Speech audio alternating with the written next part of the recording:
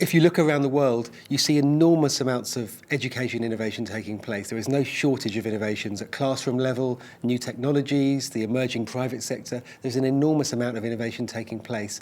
At the same time, we think there are some significant systemic weaknesses in what's happening. The sum of our innovation efforts are just not greater than the parts. What we're seeing is those innovations are not closing equity gaps. In fact, they may be increasing them. We're seeing that those innovations are not being taken to scale quickly enough and not being ready to be adapted by teachers. We're seeing that those innovations often don't involve teachers enough. They are done to teachers rather than by and for teachers. We need to get teachers back to the heart of innovation processes. And also, we see a lightness in the way they're trying to transform those systems. They are often nibbling at the edges of education systems in guerrilla fashion rather than getting to the heart of how those systems need to change.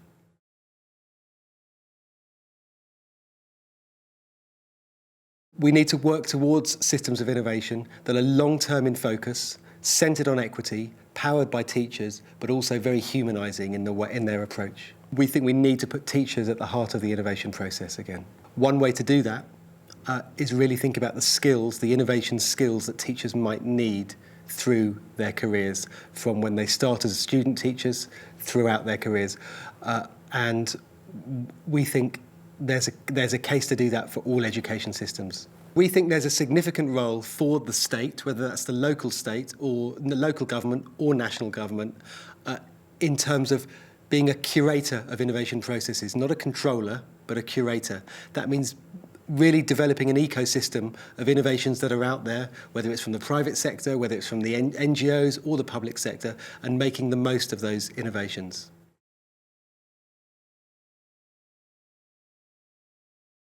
One thing we're arguing for is making sure that all of those involved in assessment, whether it's exam boards, whether it's governments, really think very differently about different ways you can assess different types of outcomes, and that really would stimulate innovation.